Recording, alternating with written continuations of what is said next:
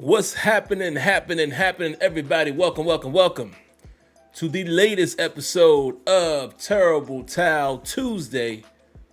I am your host, SimFBallCritic. Happy to be here with you guys, brought to you by the Steel Basement. And we have a lot to get into. And we're going to get to it, and then we're going to get to the phone line. So let me go ahead and mention that right now. If you want to call in to tonight's show, to say whatever it is you have to say, it is area code 619-924-0818. Again, 619-924-0818. Look forward to hearing your calls, but I'm ready to get started, man. Let's say hello to a few of the early commenters. Let's see, Aaron Morris. Hello, Lanisha. The lovely Lanisha in the building, guys. Fellas, make sure you take care of our lovely lady listeners. Lay out the red carpet for them. Be kind to them. Don't make me ask you more than once. I see there's another one. Sade. What's happening, Sade? Good to see you. Again, fellas, take care of our lovely ladies and say hello. Y Diggy in the building. Mark Cunningham in the building. Dark Realm in the building. Crazy Ron Gaming. CT Pittman. Ran into my good buddy CT Pittman earlier today as we were watching the Tomlin presser live. Good to talk to him over there. Chris Ozu. Who else is up in here? Brent Fox, BQ412. Who else? Mark Malone. What's going on, Mark Malone? Oh, he says hats off to Tomlin at 2-0. Okay. Dietrich Bundick. Stiller Cards. Mr. All Days Off. And Leon Harris Jr. And we'll end the show right there as far as the intro. So let's get to it, guys. Let me see. Let me pull up my notations, man. I got quite a few things to get to, but like I told you guys, because of the phones, I don't want to be extremely long. I really want to hear more from you guys. But I got quite a bit to get into, man. We're going to talk about, a few comments from Tomlin's presser and the current injuries and this injury situation as far as who to look out for. We'll do the big hat moment, of course. Thoughts on the game, just some previous thoughts, some more thoughts that I have after rewatching the game. And, the All-22 is coming out a little earlier now, so I was able to watch a good amount of the game. Didn't analyze it the way I quite like I wanted to. And you guys and gals who are members of the channel, you'll be seeing that footage coming out very soon. I'm going to shoot for maybe tomorrow, and we'll see if we can do a quick video in terms of the private content or exclusive content, if you will. And then last but not least, man, I'm going to talk about the title of the video where I say Arthur Smith's offense might be better than you think. It may be better than most people would think. So that's what we're going to talk about. So let me see. Where do I want to start? Where do I want to begin? Oh, sorry about that, guys. Got audio playing in the background. Let us see. We're going to talk about, first and foremost, I guess we'll get into some of the injuries. Let's go ahead and get that out of the way. As you guys are going to see me here, look to my right and read my comments. What do we have here? So as far as injuries, Mike Tomlin did say that Dirty Red is, him and Ben Skoranek are both dealing with some discomfort. And he said, these type of guys would be more so participation would be their guide. He always associates those things. He says these are bumps and bruises associated with play. So it doesn't seem to be anything too serious. Now, Ben Skoranek is an interesting topic there, man. I saw him out on the field a few times, even offensively, a bigger guy. I didn't know much about him. Be very interested to see how they're going to approach the situation. Are they going to put him on the 53? Because I didn't realize, man, when guys are elevated from the practice squad that you can only do that but so many times before you can sign them. So we'll keep our eyes out on that, man. I'm not saying I'm strongly for him or against him. Just a bigger body and, definitely appears to be an option to block. So let's see what they do with Ben Skoranek. But like I said, Dirty Red and Skoranek both dealing with some minor discomfort. Mike Tomlin did say Isaac Seumalo is close to returning, so you would expect he's going to be day-to-day, so we'll keep an eye on him. And then he also said that he's expecting to see more from Roman Wilson this week. Hopefully Roman Wilson can do enough to get a helmet. I really want to see what this guy can bring to the table. And he is behind the 8-ball, man, in terms of game action, even preseason action.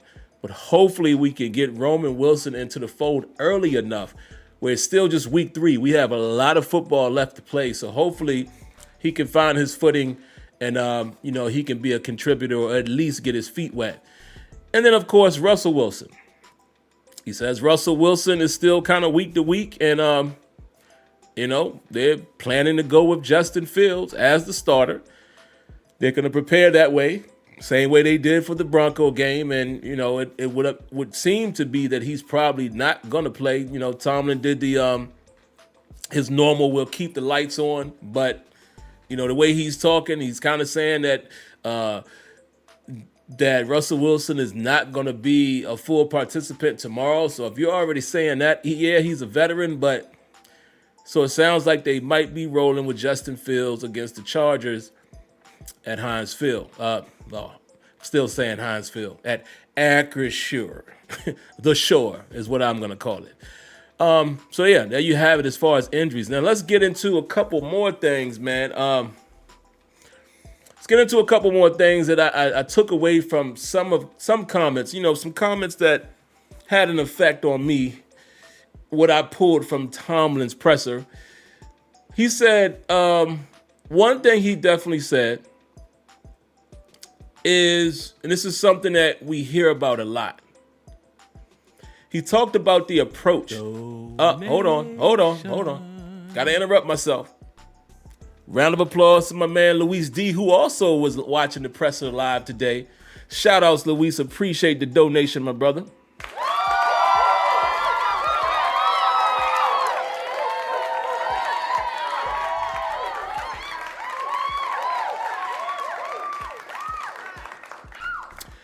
He says, my bro, a couple things. I thought when we signed Elliott, I think he's talking about Deshaun Elliott. He says with the Steelers, he would make a difference and make the defense better. Yeah, he's proven to have done that so far. And he says also, do you see Corey Trice as a future number 2 cornerback? Yes, I do. And to borrow from my brother Kenyon, I'm going to say next year is probably going to be Corey Trice and Joey Porter Jr. as your 1 and 2. It definitely does depend on, I guess, what happens with Jackson. I don't remember if he had anything, I don't remember where his contract situation is since it was a trade. Is he going to play well enough for us to keep him another year or so and continue to groom Corey Trice? But yes, I do think eventually the Steelers' plan is to have Corey Trice as the number 2 cornerback alongside Joey Porter Jr., like they were calling them last season, the avatar corners. And that's what I would expect. So absolutely. 1-year deal. Okay, so he's currently on his current deal. So there you have it. That might expedite Corey Trice's extension up the depth chart. So we shall see. Or you guys are saying, yeah, he'll be a free agent in 25. All right, so there you have it. Good question.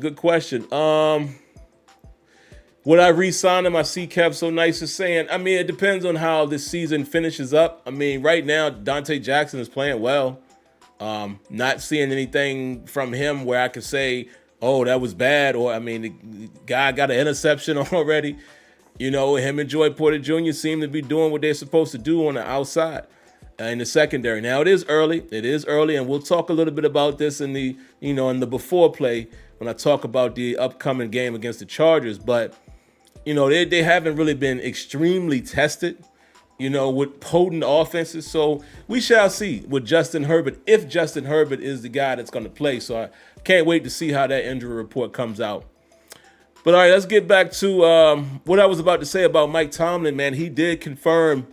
And I think some of you guys may have been saying this after the game that, whose decision is it as far as how we play in terms of the style of play and, Some of us say, well, you got to put some of that on the offensive coordinator, and also Mike Tomlin as the head man will have a hand in that. But he did confirm the approach. He did confirm that they do want to kind of take the air out of the ball, so to speak. And I think you can say that about many teams. And I know it's a pain point with the Steelers that, people don't want to see that. But the funny thing is, I'm not mad at all with the approach. Not at all. But it has to produce points.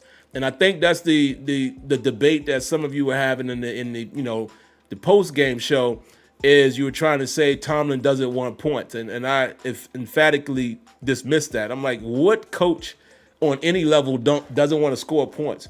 Regardless of the approach, regardless of whether or not they want to run the football, everybody wants to score.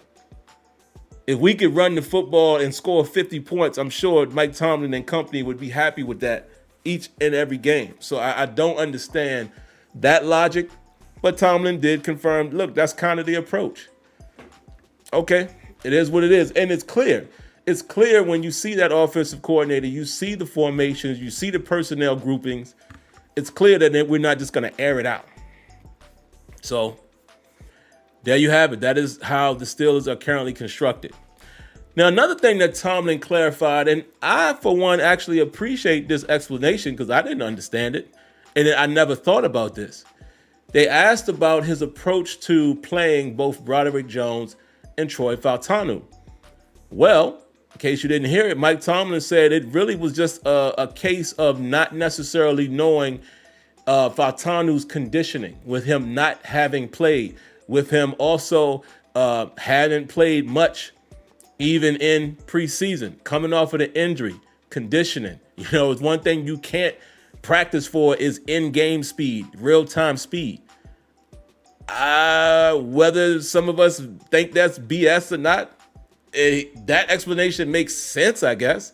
We're just not accustomed to seeing that. But clearly, Fautanu has done enough to where the Steelers and Tomlin want him to be the guy.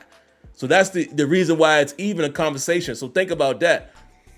Yeah, it was weird to see a rotation, but the fact that he kept saying repeatedly, I think he's done enough to battle for the number one spot, the starting spot at right tackle.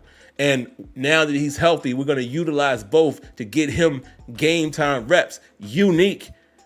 And I still stick by, I don't necessarily like testing that out in a real game, but clearly he did enough. They wanted to see more from him. They want to move faster with him, obviously. And he explained that's the reason why he was going to allow both guys to play. Okay. I guess that makes sense. I just never thought about it that way. And, Broderick Jones did the rest. Broderick Jones did the rest. So he wrote that story in that game. All right, so there you have it. And I know some people are already going to say, oh, he's a bust and all that, guys. Settle down. It's early for Broderick Jones. And it's funny because I wrote in a question to the Terrible Podcast, shout outs to Alex and Dave. And I think Dave got my question mixed up with someone else because he said, SimFBallCritic, and he says, is Broderick Jones a bust? He said, no, I think it's too early to talk about that, but he didn't read my question. So I think he may have been looking in, as he calls it, the email machine. I think he may have saw a title and then saw another email. That wasn't my question. My question was specifically, have you ever seen a situation where we go into a game, where any football team goes into a game and they plan on playing more than one lineman in one position? And I was saying, I think that experiment should be over. So it was weird. It was funny as I was listening to it. I was like, wait, that wasn't my question. I'm not saying he's a bust. But anyway, no harm, no foul. But yeah, I'm going to echo that for anybody who thinks that. Way too early to say he's a bust. I tell you, man, I don't know if other fan bases do it, but we definitely do it in Steeler Nation. We are so impatient when a guy, what we deem is doing horrible, we're ready to call him a bust just like that. And the funny thing is some of y'all saying that are the same ones saying he should be on the left side. So it's kind of like, you damn if you do, you damn if you don't. I mean, whatever. But those are just my thoughts. All right, so moving right along, man. Let's talk a little bit about I'm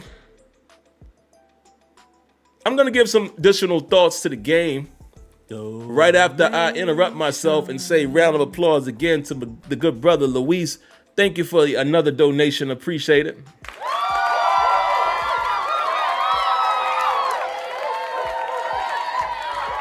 Look at my hands, y'all. Before I read his question, y'all know I keep it real with y'all. We like family. And matter of fact, hold on, y'all. Hold on. Where's my other? Hold on, y'all.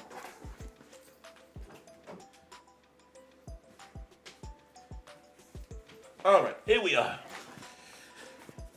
This hat, for some reason, is too big. And I don't know why. It's the same size as all of my other hats, but I got tired of keep adjusting it. Sick of that.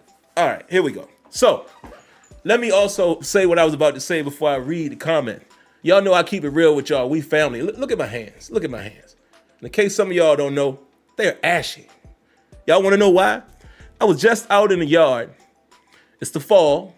I'm reseeding my yard, and I was dealing with the sprinklers and all that, and water got all over my hands, and I didn't re-moisturize them. So I'm going to say that because I don't need any of y'all to say, as y'all see me talking with my hands, I don't need none of y'all to be saying, look at his hands. Look at his hands. Look like he's been fighting in baby powder.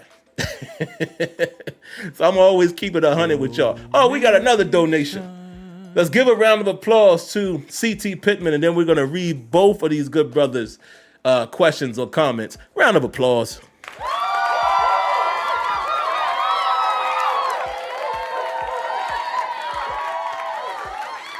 All right, so Luis D says, you think Coach Tomlin will ever tell us ingredients of a hot dog? Yo, let me tell y'all something, man. That was one of the funniest. Listen, Tomlin, the Tomlinisms, as they say, that was hilarious to hear in real time. In case some of y'all don't know what we're talking about, I think it was Brooke Pryor who basically was asking them, things about what was it she was talking about? Oh man, I lost my train of thought, but something about the team, and I can't remember. Maybe CT Pittman or Luis D could help me out there. But anyway, it was basically, he said something to the effect of, with no disrespect, he said, with all due respect, is none of you guys' business. It's certain things that I'm gonna always keep in the house that I'm not gonna share publicly or outwardly in a setting like this. And then he went on to say, basically, if I can't remember the exact phrase, but he basically said, I'm not always going to tell you all of the ingredients in the hot dog. Like if you found out what was in it, you wouldn't like it. But the way he phrased it was hilarious. A hilarious analogy, man. That had me cracking up. CT Pittman says, not gonna lie, I know it's early, but I like what I saw when KZ, Minka, and Deshaun were on the field at the same time. Yeah, I told you guys they were gonna continue to do that 3 safety look. And KZ hasn't given me any reason to call his name, man. KZ is doing okay out there so far. And round of applause to Real Facts, man. We got another donation. Appreciate that, my brother. Okay.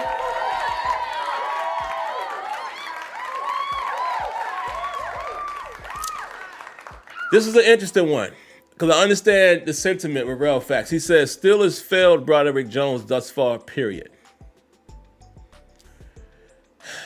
This is a tough one. They drafted Broderick Jones to be the would-be left tackle. So I guess the failure would be is they didn't pull Dan Moore and they decided to stick with Dan Moore. Other than that, it's hard for me to say they failed him, but let me explain to you why. Again, we got to keep going back to this. Broderick Jones played well at right tackle last year, did he not? Would you guys agree? Like largely, I'm not talking about play for play, game for game, because we like to do that over here. Steeler Nation. We like to look at every single play, and if one play isn't blocked perfectly, oh, see? We don't acknowledge that there's other professionals they're going against, or sometimes you're going to have a bad go of it. We want perfection. But I'm going to ask you guys in the chat, largely, would you agree that Broderick Jones played well at right tackle last season? If you agree with that, then it's hard for me to say that the Steelers failed him, because yes, maybe the plan was to put him over there, but he was playing better than Chooks. We needed a right tackle at the time. Chooks gets hurt and Chooks doesn't get the job back. So you go into it like, oh, man, now if we move him to left tackle, we're going to need a right tackle. He's did good at right tackle. Why don't we let him play right tackle again? And when it's time to decide on Dan Moore, maybe we move on. That's probably what the business decision was.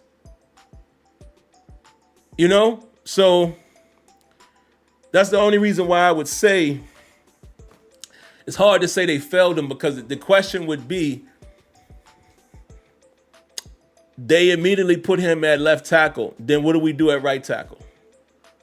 So I that's a tough one. I definitely understand your point, and I'm not trying to argue against it. I'm just saying I try to stay away from those situations unless it's clearly identifiable. For example, the Kendrick Green situation. Steelers failed him because the Steelers put him in a position to fail immediately. Everybody and their mama should have known this guy wasn't going to be a starting center, right? They tried to make up for not picking the center earlier because they went with Pat, they went with Najee, and they tried to rebound in the third round. That was a failure. To me, I don't think it's as much of a failure as a Kevin Dotson or a Broderick Jones playing on the right side. And I get it.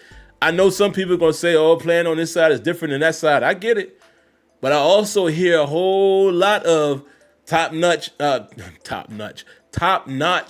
left tackles and guards and all that to say, man, I can play both. You know what I mean? So I don't want to get into the details of that because I don't know. Absolutely, it's different. Left tackle and right tackle is absolutely different. But the only reason why I won't go so far down that rabbit hole is because we don't know if Broderick Jones would have excelled at left tackle either. We just don't know. But I'm with you, brother. I understand what you're saying. So it's not a wrong statement by any means. Not by any means. Let's see. Thoughts on the game really quick. And then I got something special for y'all that y'all seem to enjoy. Let me say this. Speaking of Broderick Jones, after rewatching that game, man, Broderick Jones had his worst series of his career. And I don't think it takes any super analysis to know that. You didn't need me to say that. Most of y'all saw that yourself. I mean, the worst series in his career. And to add insult to injury, you do that with competition looking right over your shoulder. The worst series of his career. Crazy. Now, you could say that it's ticky-tack with one of the holds, maybe, but one of them was egregious enough. And the false start was clearly on. I mean, that's clear as day. You just played horrible, man. It just played bad. And again, I'm not the type to just throw players out quick. Who knows? Maybe this is just early struggles. Maybe there's still light at the end of the tunnel. But right now, until proven otherwise, you got to go with Fautanu and Dan Moore. Now, what I would do is continue to... This is what I would do if I want to put on my Steeler hat. While Broderick Jones is out of the lineup, because Mike Tomlin said that he was the most capable to play both sides. He said that Broderick Jones is the most capable to be versatile out of what we currently have. If you believe that, now while we have Fautanu playing right tackle, how about we give Broderick Jones a little more, or let's say a lot more reps at left tackle in case Dan Moore starts to struggle? That's what I would do. And maybe he gets back in at left tackle, and maybe all of what we're saying here is a moot point. He goes on to play well, and it's then him and Fautanu at the tackles. All of this could be maybes, right? So that's why I sit back and wait. I don't jump the gun. I don't try to throw people out too soon. I don't try to praise them too soon. I let it play out, man. Because it doesn't matter to me to be first. Like, it doesn't matter to me to be the one that says it now. I'm calling it right now. This guy is... That don't matter to me. I can wait it out. Because what I say doesn't matter anyway, because the Steelers are going to do what they want to do. So I just ride the wave along with them, and then I give my opinion at the end. If it turns out or doesn't turn out. But yeah, Broderick Jones had Here's something else I noticed on the rewatch. Boy, that interior D-line is particularly in the pass rush game. The interior D-line is getting off. Larry Ogunjobi is one who's jumping off the screen on run and pass. There were several scenarios in that game where Ogunjobi got pressure or he got off of a block to make a tackle right at the line of scrimmage or 1 or 2 yard gain. But guys, I don't know if y'all are looking at the minor details, play for play. All of them interior linemen are balling. They're getting pressure. Montravius Adams is super fast right now. He looking like, remember how quick Jay Wobble used to be? Y'all remember how Hargrave used to look early on with us? That's how Adams is starting to look. He got this little chop move that and guess who else is doing it? And he got a nice pressure on Bo Nix and hit him right in his chops. That boy Keanu Benton. All of them, bruh. Cam Hayward is being his normal disruptive stout self. So watching that game, especially on the All-22, the 4 of those guys are applying a lot of pressure and they are being stout against the run. I even saw a couple times where Loudermilk ain't do half bad. Nothing jumped out as much with him as those other guys, but I'm just saying, man, the interior D-line, they playing some ball. I like it. Shout out to that whole crew. Here's another thing. Deshaun Elliott is playing extremely well, man. Wow. Extremely well, bro. He is. And the number one thing that he's doing is keeping Minka out of the box. Beautiful. Y'all remember how much I complained last year? Why y'all keep taking Minka out of the post? They ain't got to do it now, bro. Deshaun Elliott is playing good football, man. Playing good football. Both him and Joy Porter Jr. played that cover 2 coverage really good. I think it was it was a 2nd and 6, I think it was. Remember the one, Denver, Bo Nix tried to take a shot to the tight end down the right side.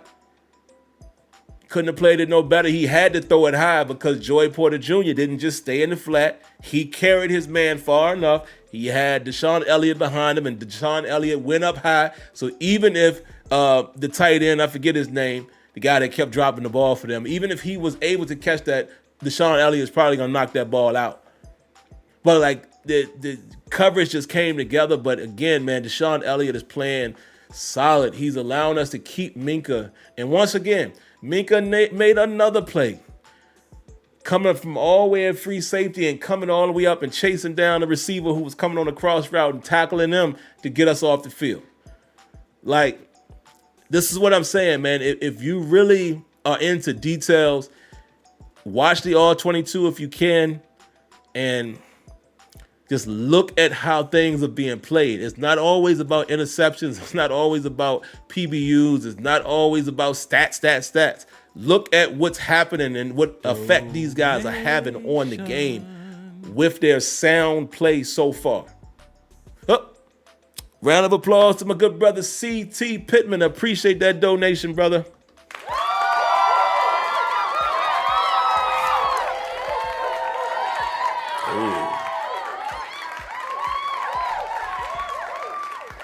Hold on. Hold on. The car is going a little too fast. Let's slightly tap on the brakes just a bit. I see a state trooper up there. Just tap the brakes just a look. You know, you can still go kind of fast. Speed limit is 70. But pump it down a little bit. He's saying the defense, if they stay healthy, I believe this could be a legendary defense, even better than the Super Bowl defense we had against the Cardinals. Woo.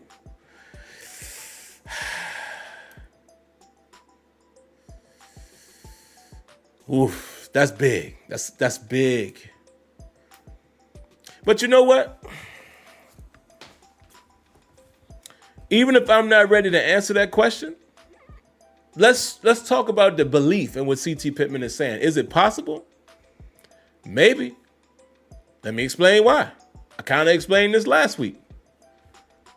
You got the ultimate dog, your lead pass rusher is T.J. Watt. You have Alex Highsmith that's offering equal pressure on the other side. Is he T.J. Watt? No. Is he above average? Absolutely. Is he starting to be one of the premier edge rushers? And I'm talking about if you talk top 15, top 10, sure. And I mean, and his get off is up there with the best of them. So you got two dogs on the outside, right? So there's your Ferrier, your Harrison and your Woodley. You have Minkah Fitzpatrick, that the ultimate dog on the back end, right? That's your Troy Polamalu S. He's not Troy Polamalu. Follow what I'm saying, folks. Just doing the person for person. You probably have a better pure corner than we had in those years. No disrespect to Ike Taylor. Ike Taylor was that dude. You know, often locked down the number one receiver, often had great games against guys like AJ Green. But would you well, wait, let me take that back. At that time, Ike was pretty locked down, but I think Joey Porter Jr. might have more tools in his toolbox. And on the opposite end, you got a Jackson, seems to be playing well, and you got a Corey Trice that we can't call that yet, but I'm saying size. On the interior, Big Cam, what we're seeing out of Keanu, what we're getting from Montravius Adams, Larry Ogunjobi, and in the middle linebacker, you got more speed there. Whether it's Patrick Queen or Peyton Wilson. So I get what you're saying. It's just hard to say that because that defense was the number one defense. So I can't give it to him yet. But if we're just speaking on that, I believe it could be. Sure, I understand where you're going. But they're going to definitely have to prove that bad boy. But I ain't mad at it, CT. I'm not mad at it. I'm not mad at it at all. Let's see. Let me mosey on through this, man, because we're already burning up a lot of time. I want to try to get to the calls, man, but you know. Let's see. What else do we have? I think that's all I had as far as a basic recap of the game, because I have more that I'm going to get into when I talk about Arthur Smith. So what I'm going to do right now is, a brand new segment that we're going to be doing each and every week. And that new segment is called Big Head Moment.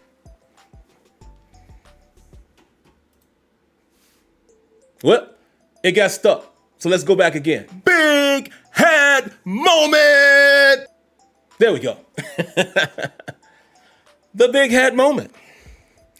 The Big Hat Moment. And I have a few big hats to give out, and I'm gonna stick it up there because, again, like I said, guys, I gotta get a light. I gotta get more light because when I got this big brim on, you can't see me. So I'm gonna have to get a light to go under here. But anyway, let's get into the Big Hat Moment, man. There's a couple guys we're gonna tip the big hat to. Let me tell you who they are. Man, Jaylen Warren. Tip of the big hat. For this reason, on our only touchdown of the day, did you guys see that block that Jaylen Warren threw off the edge?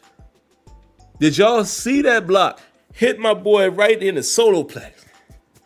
Took him off his feet. Stonewalled him. Did y'all see it? Little old Jaylen Warren. Jaylen Warren is a shorter guy, but he's stocky, strong. Did y'all see that block? My goodness. That was a big hat moment. A tip of the big hat to Jaylen Warren. Next on the list,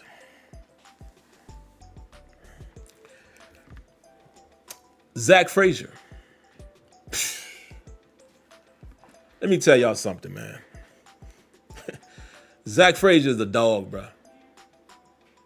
A dog. Is a serious dog.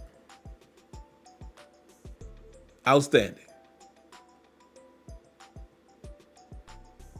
Outstanding. That's all I can say. So far. This guy is wow. That's all I can say. He's balling. I mean, just some of the plays, man. He's getting pancakes already. He's getting numerous pancakes in the games, and it's special. TJ Watt. If you guys could go and look at the slow motion version of that sack. This guy, his relentlessness is something to behold. Go look at that sack that he got on Bo Nix. And go look and see why Bo Nix fell back the way he did, like a spring hit him or something. How TJ just swiped his leg just enough as he's twisting his body. A tip of the big hat. And last but not least, Corey Trice. What a play. And not only was it an excellent interception, it's just the intellect that he used to get the interception. While in his cover three, while realizing there's nobody in his area, keeping his eyes on the quarterback, seeing his closest threat. Something, sidebar, that I used to always say to EA Sports when I was giving them feedback about Madden and coverage. I was like, hey, I know it's a video game and we got to get the AI to look for work. And that play is a perfect example. Nobody is in my area. How else can I help out? This is the goal line. I always talk about situational awareness. I don't have much room to protect, so what else is around me? Oh, I see this guy. I see the quarterback. I'm going to drift to his area. It's because something's coming my way from the right. And you get the interception. A tip of the big hat. That's a big hat moment. Special. And those are the people that I would like to dedicate this segment to. Big time players and big time moments. And I might say that Corey Trice had the biggest big hat moment. So, round of applause to those fellas.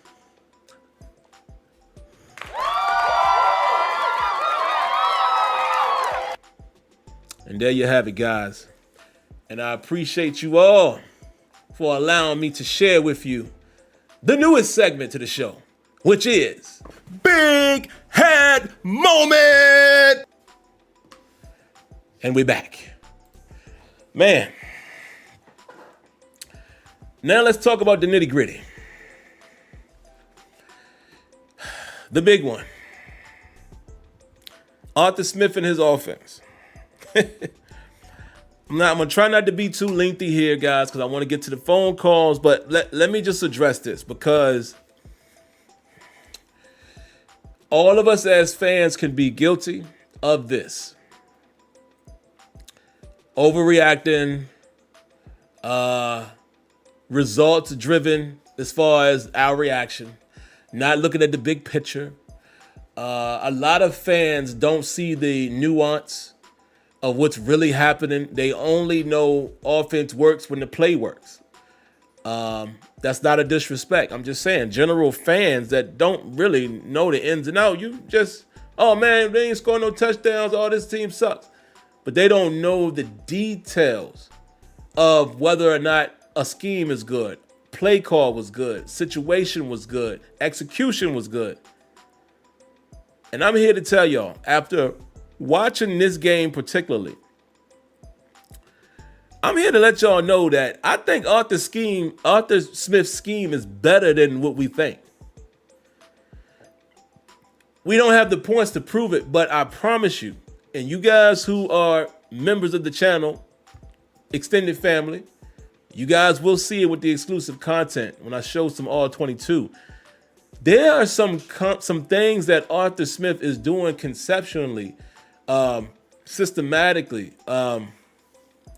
schematically, that might produce some really good benefits in the future.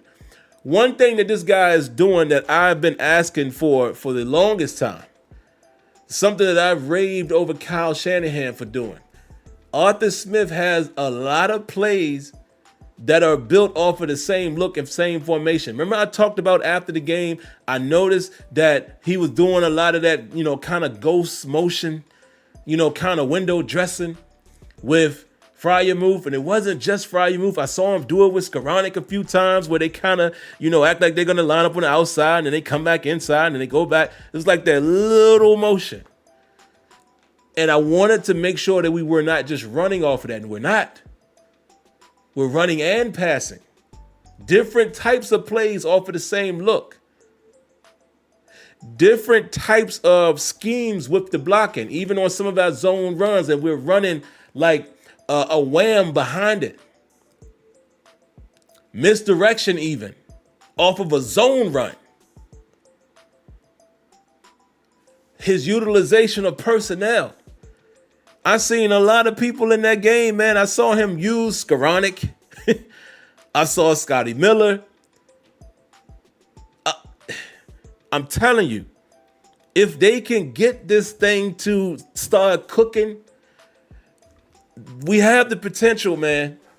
We have the potential to really put pressure on defenses. It might not look like that to the average person, but I promise you, if you know anything about, personnel and formations, he throwing some stuff out there that we're not used to seeing. We're not accustomed to seeing. And some of it is just execution, because I'm telling you, you go look at some of them run plays where we gain like 8 yards, 9 yards, 11 yards, and look at how it was schemed up. And look at how fast guys like Zach Frazier are getting to the second level. How fast he getting guards to the second level. How we're doing double team blocks and, the duo blocks, but they getting to the second level so quick. Like the hole is big enough for us to get a first down on. Only thing I need to see us improve a little bit though, is because we go with some of these bigger packages and we are running play action a lot, it is cutting down some of the route eligibles and combinations, because I am seeing some moments where it looks like we're just doing a lot of vertical, right? So Arthur Smith is going to have to find that balance. I would love to see him mix in a little more 11 personnel just to keep defenses on edge.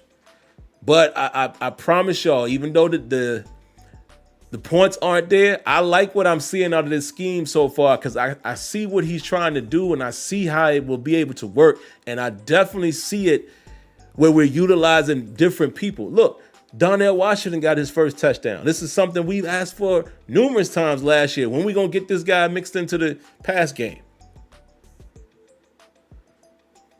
Keep your eyes on that scheme, man. Keep your eyes on it. Oh, hold on. Got another donation. Round of applause to Lee Sharp. Appreciate it.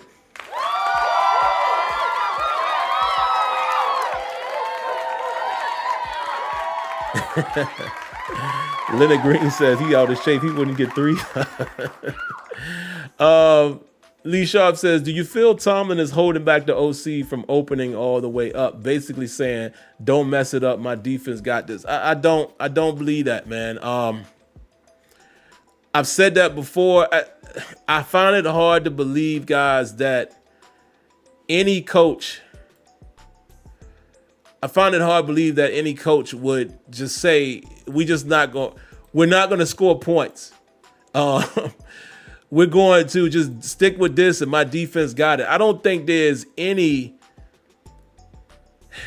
head coach that's arrogant enough to believe that all they need to score is 17 points, 18 points. This is not 2010, 2008. It ain't that. You got to score points.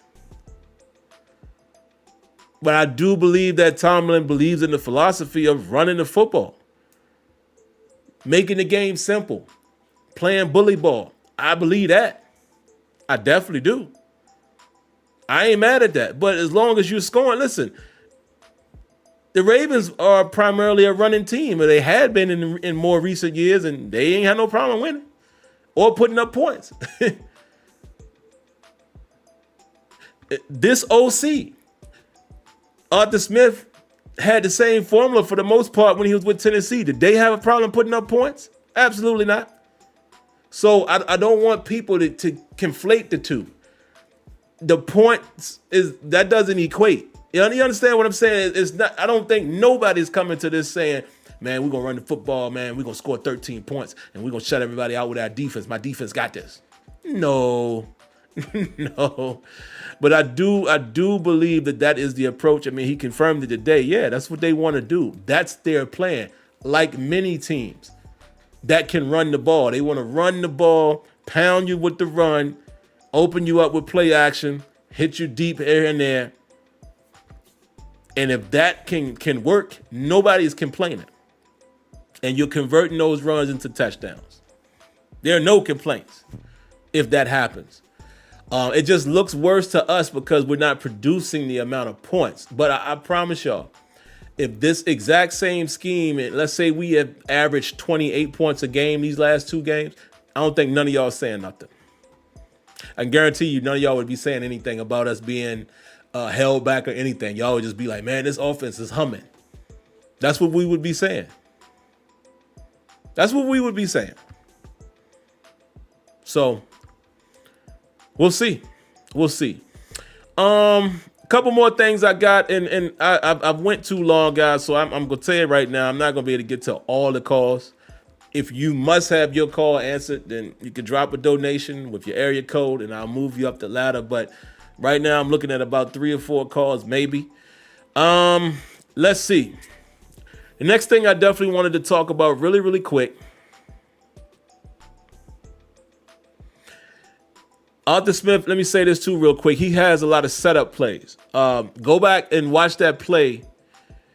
There was a zone run play that we ran to Jaylen Warren, I want to say in the second quarter. And then we came right back with a play action to Muth. It looked like the same exact play. Like, if you watch it play for play, you'll understand what I'm saying. He has a lot of these plays that tie together, setting things up for the next play. And some of it is just bad execution on our part. Well, pressure or something like that, why it's not happening. Let's talk Justin Fields really quick, man. Here's a couple things that I got on Justin Fields. I do feel like he still needs to be a little more decisive at times. There was a play, and I don't remember if I sent it to Kenyon or Tony or not. I meant to if I didn't.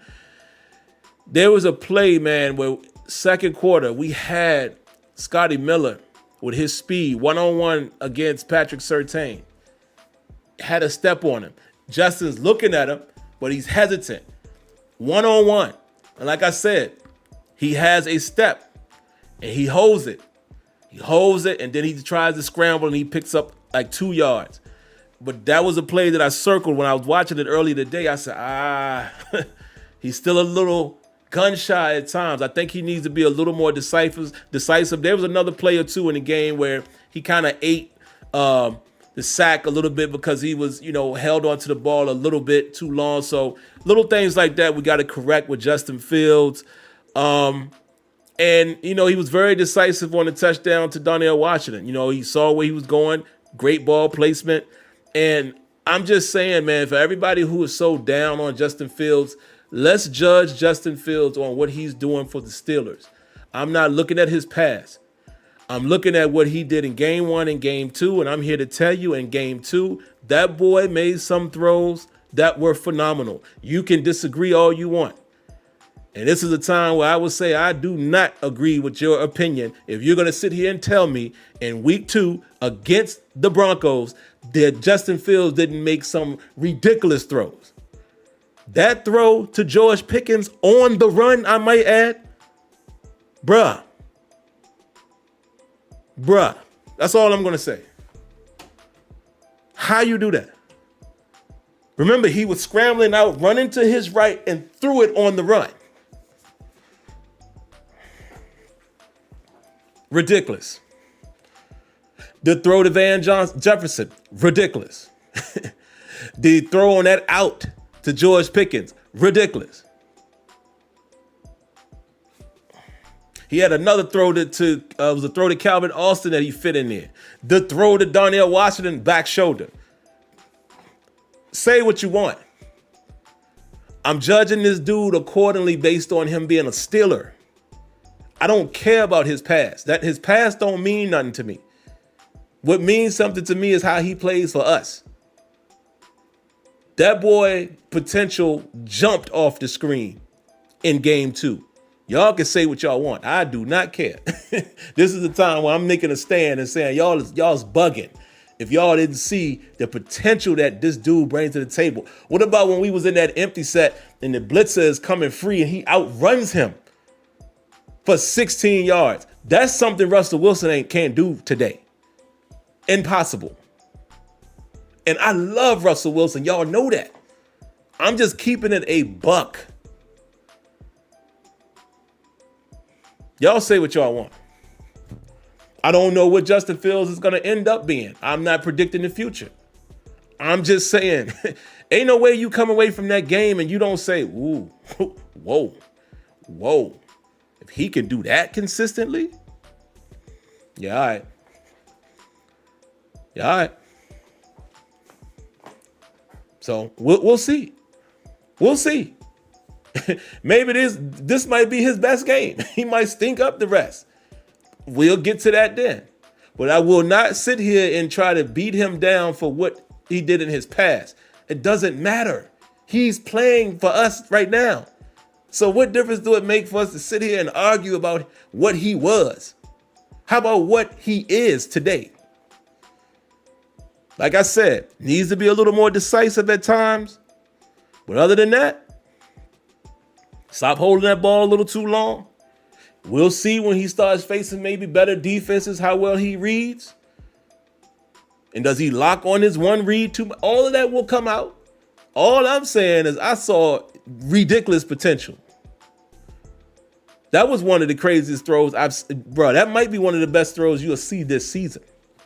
On the run like that and put it right in the pocket of George Pickens with Surtain right behind him.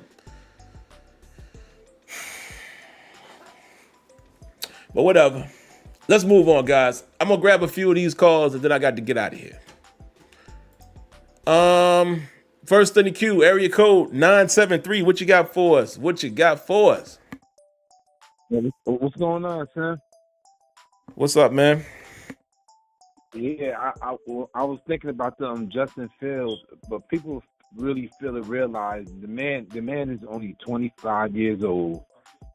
And I know we don't want to go back to the Chicago days.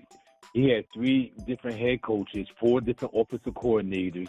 I mean, people that plays a lot of part for you to master all that. But like you said, he was, and the throws he did Sunday, he was going at Patrick Surtain.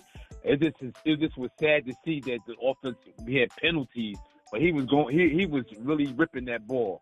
And then my last note, I want to get your opinion. I think I will go with the old Steelers defense. We got the one X factor you forget to mention. We had the greatest defensive coordinator that ever played. Coached the game, Dick LeBeau. You have a good night, son. Man, that is an excellent point. I'll hang right on that point right there. Um, we can't do that, man. We can't try to rewrite history or replace history and say, oh, this defense could be better. And again, I love where CT Pittman is going with it, but we do got to be careful when we do those things because we do it with our players. Every safety that comes, ain't nobody Troy Polamalu. Yeah, you're right. Man, we just need somebody to play more like Ben. Ben is one of a kind. You see what I'm saying? Ever since Ryan Shazier got hurt, we've been trying to find the next Shazier. So we do that on the opposite end as well. As soon as we see something good, we want to anoint that. Slow down. Slow down. And yeah, Justin Fields is 25. I'm just saying, man, sometimes it takes a while for some of these. Can I say one name that showed out Sunday that everybody threw in the trash? I don't know how the rest of his season is going to go either, but Sam Darnold.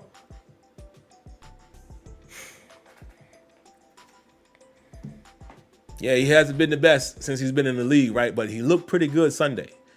Sometimes it takes some quarterbacks a while to get it. That's all I'm saying, man. We could have a treasure right here in our lap, and some of y'all trying to throw it out with the bath water. For what? He's 2-0. I don't care if he hasn't played the greatest. He's 2-0 along with his defense. 951, what you got for us? Hey, what's up, Sam? Thanks for taking my call. Yes, sir. Quick. Just got a quick question for you, man. How do you feel about? I think last game against Denver, I heard that the announcers were saying that they realized in the second half of the Broncos game, Denver's defense started putting like 6 guys in the line of scrimmage and just going out the field and just daring him to beat them with his own. I think we saw that last year with Mr. Trubisky and Kenny Pickett, I believe. I remember when Mason Rudolph came in, we didn't see that too much. It just seemed like the teams kind of had a little bit more respect for Mason's ability to throw receivers open. If that does start to happen, the defense will start to play Justin Fields like that. What do you think? What's the best option for the team at that point? Like, how do you think the Steelers can get their way out of it? I know Justin Fields is amazing with his legs, but we got to be real. We're going to go against some offenses later on in the season that can match with that and put a stop to that, or make it harder for him to just take off and run. How successful do you think the Steelers defense will be if they're going to be in a situation where teams like, okay, you can scramble, but we're going to try to contain you, just beat us sweater on? That's my only question like that. Thanks, man. Hey, man, thanks for that question. That's a good one. That's a really good one because, unfortunately, that's what we've seen the last couple of years, especially with Pickett, is defense, daring him to throw. However, just my opinion, as of today, I don't think you want to do that to Justin Fields. And the reason why is Justin Fields hasn't shown me any reason to think that he can't throw the ball. In fact, he showed me even more than I would expect with how accurate he was in a couple of those throws on Sunday deep downfield. And if you're going to put that many people in the box, I don't think you want to allow Justin Fields and George Pickens to continue to connect the way it seems like they have a connection. I'll take that matchup. If you want to dare him to throw it one-on-one, sure. I'll take it. Any day of the week. Because I don't think it's going to be the same as Kenny Pickett unless we find out that Justin Fields is panicking in the pocket, antsy in the pocket, not reading the defense. Then we got a problem. So I will answer that question by saying, if it comes to that,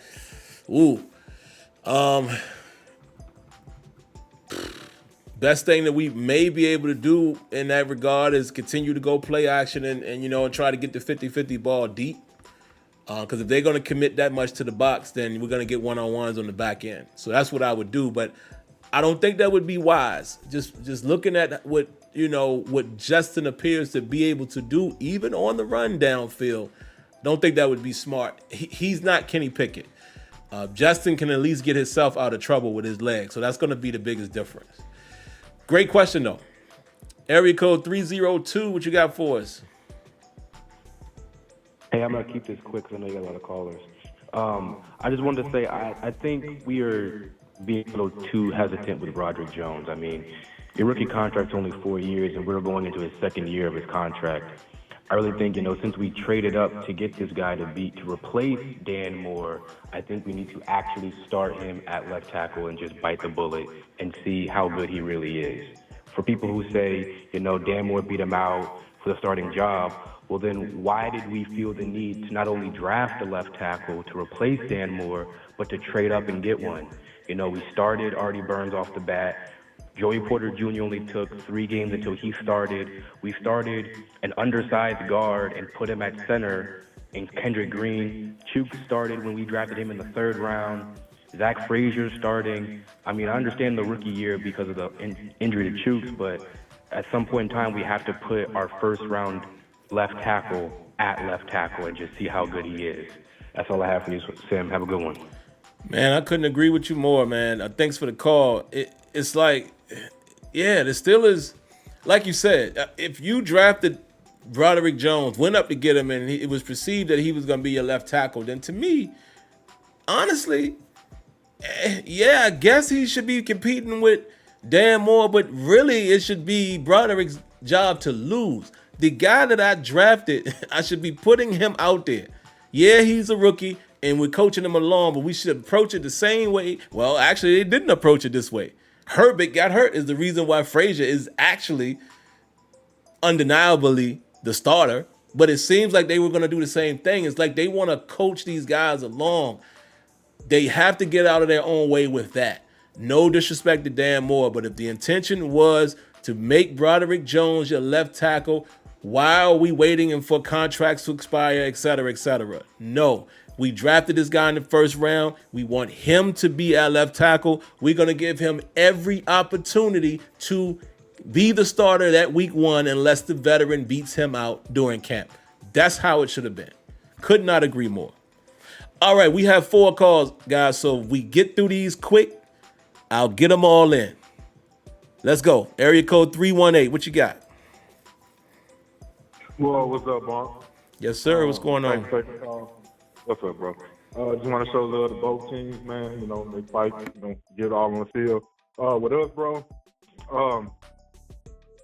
I'm worried, man. We gotta be more disciplined, man. Chargers, man.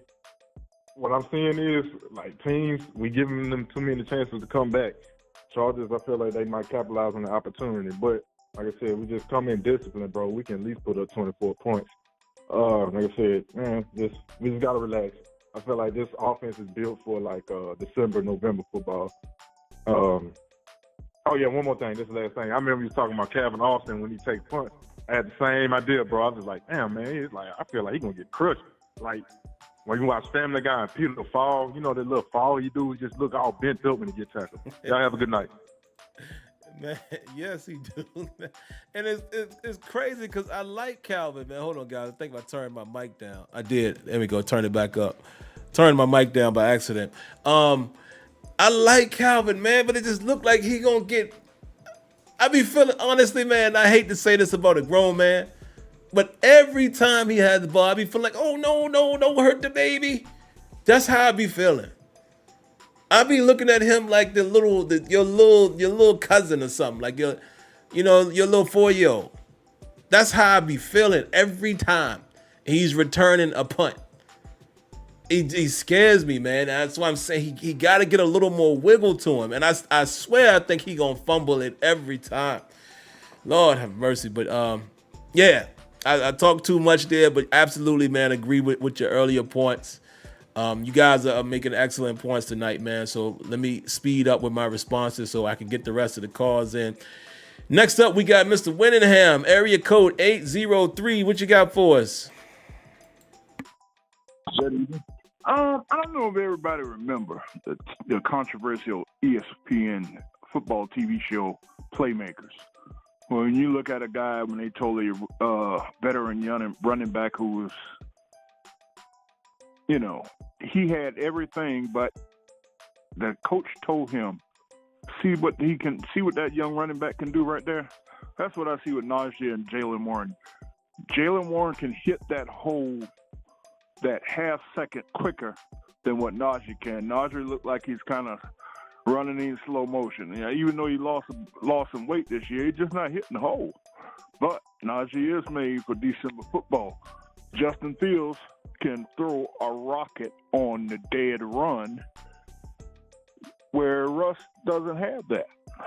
There are those little things that these guys have that, the veteran guys are, some of these guys just don't have. But what I'm saying is the offense is coming around. There are a lot of little things I see coming. Let's not forget, if you watch how New Orleans destroyed Dallas, everybody's taking that template, that what Green Bay and San Francisco did to Dallas in the playoffs. So if our running game come along and we can make those plays where Justin Fields rolling out or making a quick read. I've never seen anybody threaten Patrick Surtain as much Sunday as the young man did. Thank you so much. Everybody have a great day. Excellent point, like always, Mr. Winningham, man. And you're correct. I mean, just imagine, man, if Justin. First of all, we got to see if they stay with him. But just imagine if we get consistent play out of him, the type of threats that we can put on defenses with the boot actions and the rollouts and the design runs. And it could be something special. Thanks for calling. Area code 202, what you got for us? Yes, I will be very quick. I'm going to make 2 points. I'm sure you've heard this before, but, after the last 2 weeks, I do believe we do need to have a little more urgency on scoring. We got a really good test with the LA Chargers. I get to see that local because I'm here in LA. And the problem I have is that the things that they can use, like the Donnell Washington at the goal line, I think that's a gold mine. It's like a grunt from the New England Patriots because he is 6'8", and I think he can always go over the top, and there's never going to be a matchup that can really sustain that. But we have to start scoring points, and starting this week, I think this is the best option to do. And also, when we start getting to the better offense, we can't play, back and forth with them. You got to get on them, jump on them quick, just like you said, the New Orleans game. They jumped on Dallas really fast, and Dallas couldn't catch up. So we have the tools. And I also want to say something about the previous caller. Russell Wilson does have a really good deep ball as far as as a pure thrower. So he does have that if we don't go back to Russell Wilson when he is healthy. But for right now, I think this offense can take another step forward and scoring some points, at least over 20. And I think our defense can take out the Chargers in their running game because we know them. Those 2 running backs are from Baltimore, so we know how they work.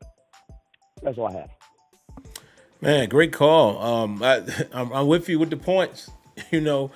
Like I said, I'm cool with the scheme as long as it put points up. Because you're right, we cannot. Man, we've been saying this for a few years now. We cannot win games consistently like this, where we are scoring less than 20. Now, maybe our defense will be lights out. And you know what? Even if we are lights out, I still want to see more points. That's just me. I don't care if we are shutting people out. I still want to see that we can score more points. Because I don't believe that we're going to sustain that. Definitely not in the playoffs. You telling me a Patrick Mahomes or a Ravens at times or a Bills with Josh Allen, you telling me that they can't score more than 20? Stop, man. I don't care if our defense is good. Sometimes a good defense run into outstanding offensive play. It is what it is. They got you. And I think those elite teams can do that a few times a game. So we got to score more points. There's nothing else that we all need to say other than they got to put more points on the board. Even them 18 points we had or whatever that was, that won't even include the touchdown against Atlanta. So come on, man. All right, last call of the night, man. Area code 720. What you got for us? Hey, Tim. It's Walter out here in Colorado. How you doing, man? Appreciate you taking the call. I got a lot, so I'm going to try and go fast. I am actually encouraged from what I see from our offense. People may not realize Denver Broncos, yes, they're not a good football team.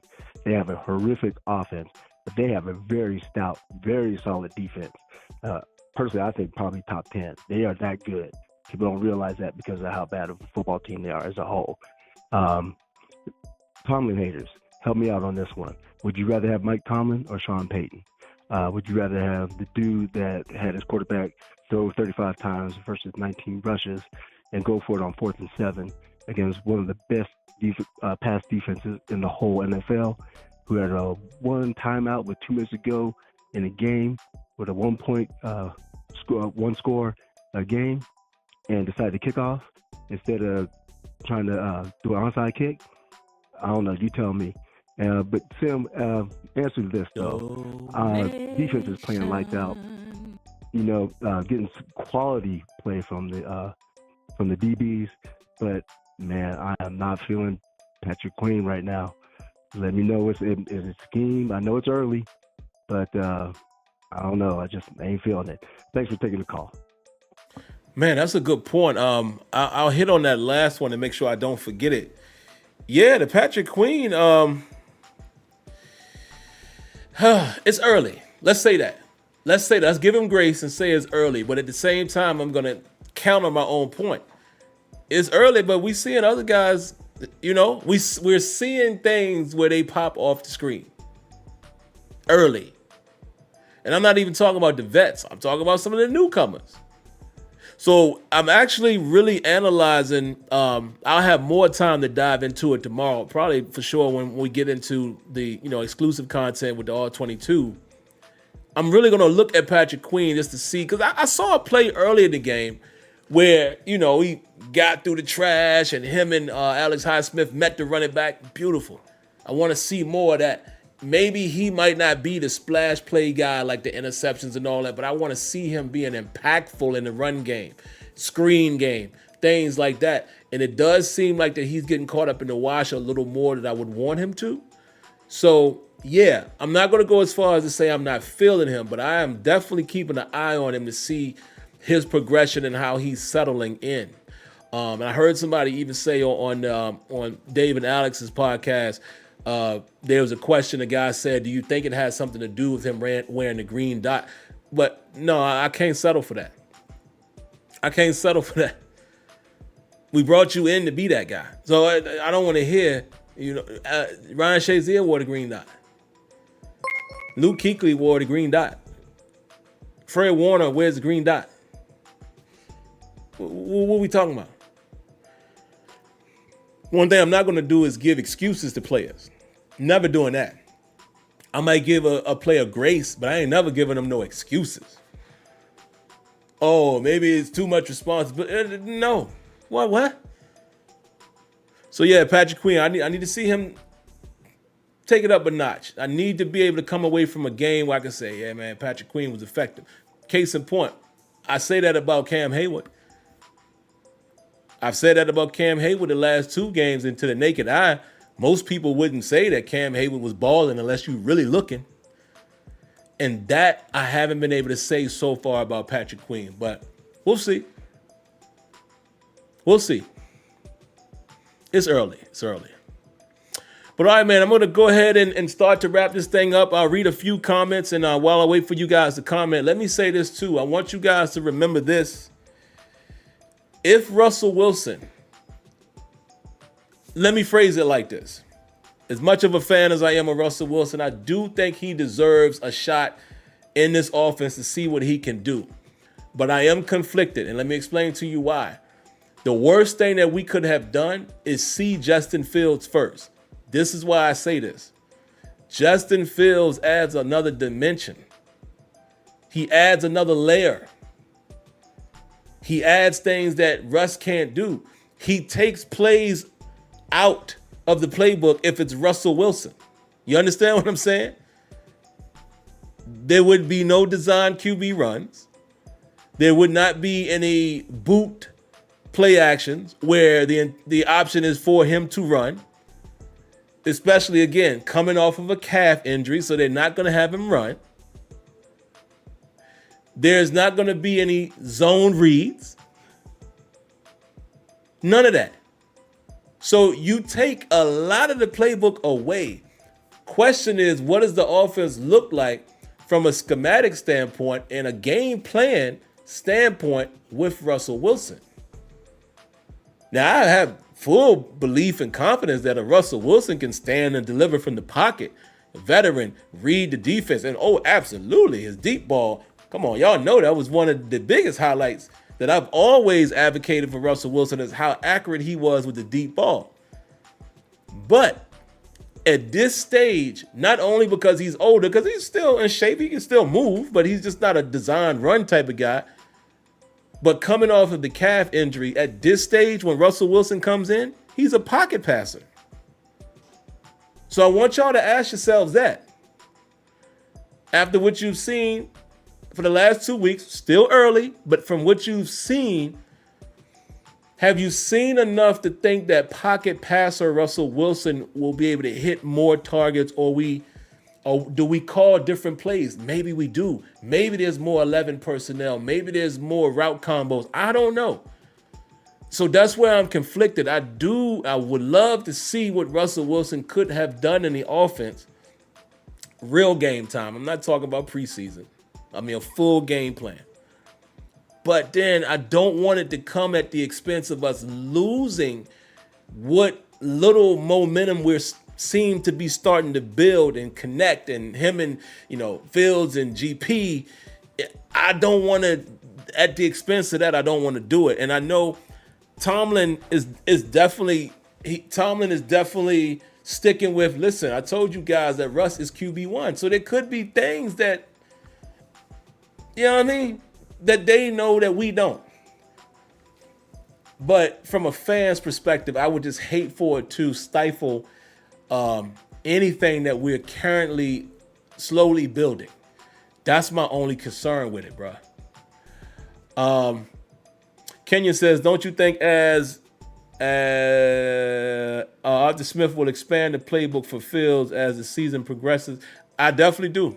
I definitely do, man. I think, they may just be doing the slow roll, the slow burn with Justin Fields.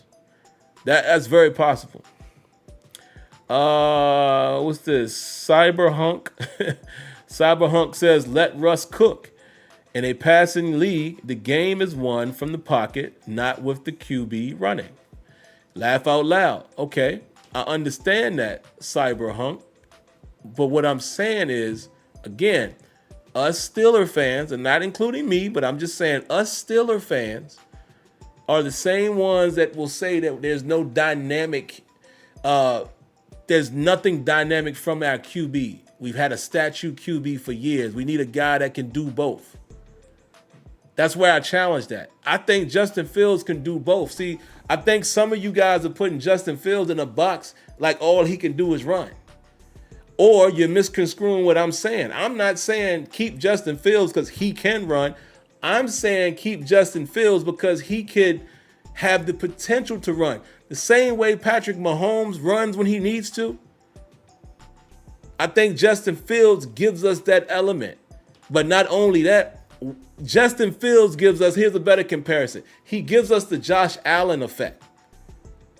We can design runs for him, but he also has the ability to stand and deliver, using his mobility to escape. So nobody is sitting here saying, I just want a running quarterback. The same reason why I say Lamar shouldn't run as much. The Ravens should get to a point where Lamar can become more of a pat. What have I said in the past? My favorite Michael Vick, as much as I'm a fan of Michael Vick, again, another VA boy, y'all already know what it is.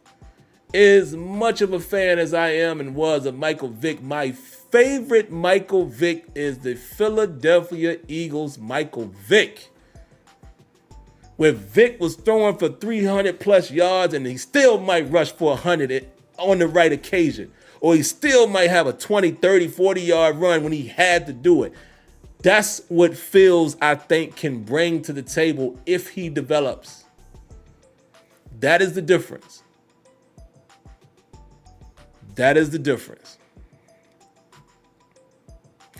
All right, let me get to a few more comments, man. Real Fact says, if we are still winning, there's no reason to pull Fields. I want to see Russ, but unless Fields starts to lose games for us, then it's Russ. That should be simple. That should be simple. RG Lee says, Queen diagnoses the play correct, but does not have the quickness to disrupt the flow of it. Okay, that could be a fair point. Mark Cunningham says, I feel you, Sim, but if Fields keeps winning, yeah. If the boy keep winning, man, let him keep winning.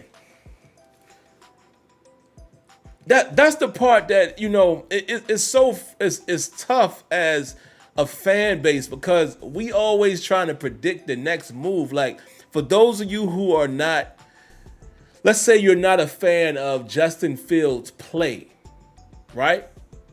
I know most of y'all are looking at his past, but even if you're looking at the last two games, let's say you're not a fan of that. Here's the thing. Why do we want to disrupt anything while we're winning? Because what we're trying to do is we're trying to assume. What's what you're doing? You're assuming that when Russell Wilson plays, the offense is going to be eons better, or he is going to outplay Justin Fields by miles. We don't know that from a Steelers standpoint. You're talking to one of Russell Wilson's biggest fans. I want to keep saying that. There's no bias here. I don't have no allegiance to Justin Fields. If anything, I'm more of a Russell Wilson fan. But why do we always pull these things when the team is winning? If you start to see games being lost because of Justin Fields' play or lack thereof, then I can understand the noise getting loud. But why is the noise so loud before we've even seen it? And don't I dare go back to preseason. Don't I dare go back to preseason. We didn't see no whole lot out of Russell Wilson in preseason. In that last game, we had a drive or two. He made an excellent throw to George Pickens downfield, which is something I know Russell Wilson can do, was so accurate. Of course. But we have not seen it. Now, maybe he comes in and he lights it up. I don't know. I'm just saying, how can we be so overly confident in saying what they should do while the team is currently winning? That's the part I just don't understand. And no, I'm not blind to the fact that we're not winning by large margins. I understand that. I'm just saying, guys, it just is common logic that the team is going to stick with the hot hand. I mean, that shouldn't be too far-fetched. But, all right, give me a couple more, man, and then I swear I'm out of here. Steeler Card says, other teams offered Queen more. He took less to come to Pittsburgh. Steelers didn't overpay. Okay. Oh, round of applause to CT Pittman. We got another donation. Thank you, my brother.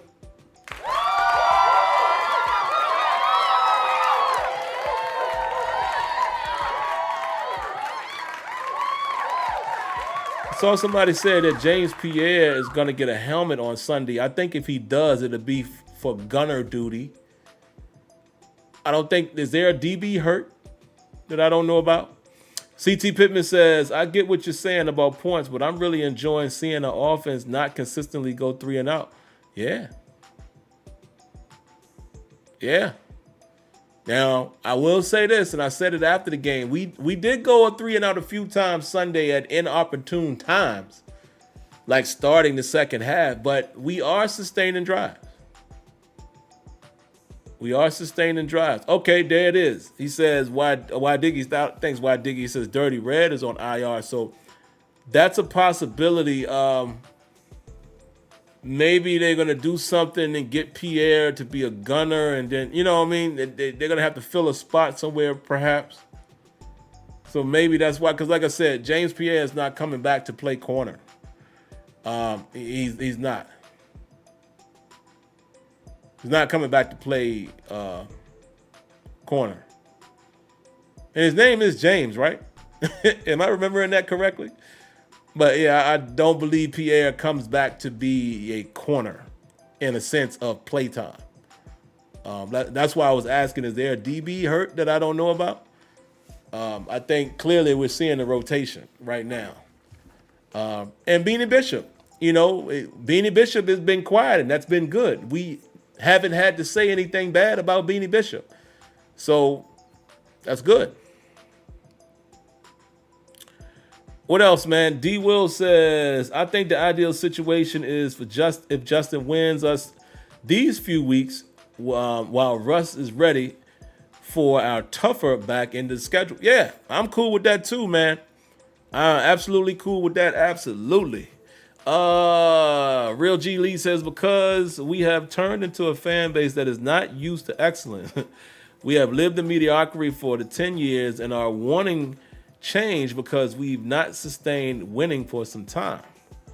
Okay, so winning. Okay, so I think Real G Lee is referring to playoffs and or Super Bowl, and that's just it, because somebody asked earlier in the call, and I forgot to get to it on the call, but he said, would you want Sean Payton or Mike Tomlin? And I think that leads to what RG Lee is saying. People only complain about Tomlin now because we haven't won a playoff game in a while, which fair complaint. And we haven't won a Super Bowl in a while. Reasonable complaint. I say reasonable because it's hard to do. Like I told y'all, I think me personally, my biggest disappointment is the Killer B era. That's when we should have won a Super Bowl with that offense. We just had no defense. But it's very easy to look for the outside when what we want as fans is not happening, and that's just the truth of the matter. I think if you guys step aside and take away your emotion for the Steelers organization and you looked at Mike Tomlin from afar, you would agree that Mike Tomlin is a good coach, a great coach even, some would say. He's a winning coach. I mean, call it what you want. Yeah, it hasn't been pretty the last several years in terms of playoff run, but I'm just saying, as a whole, there's thousands of coaches that are worse. So,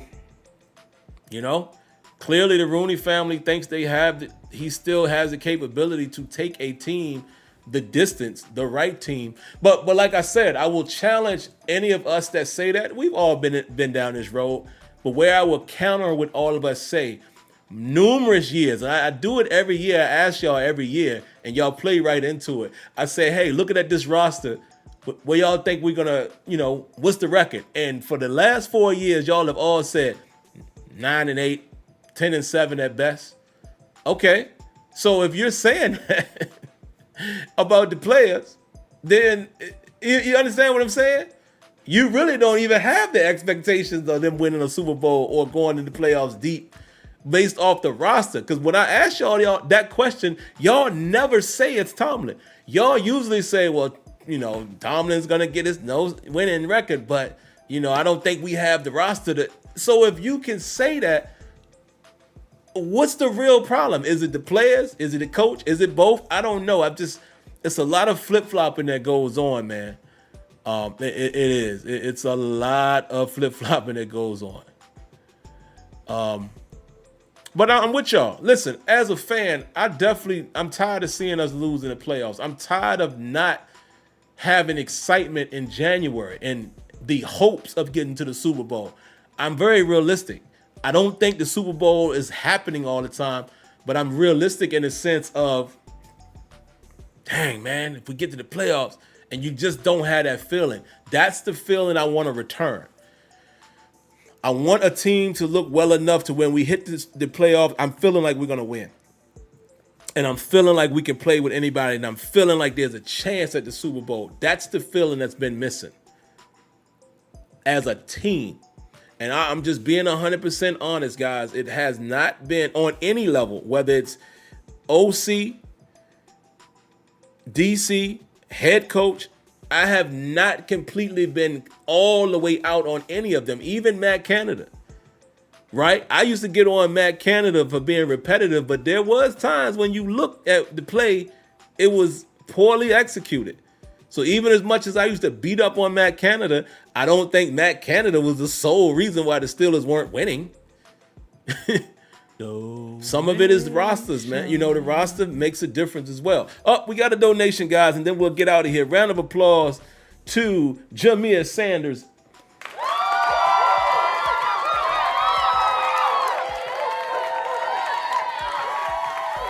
He says, do you want,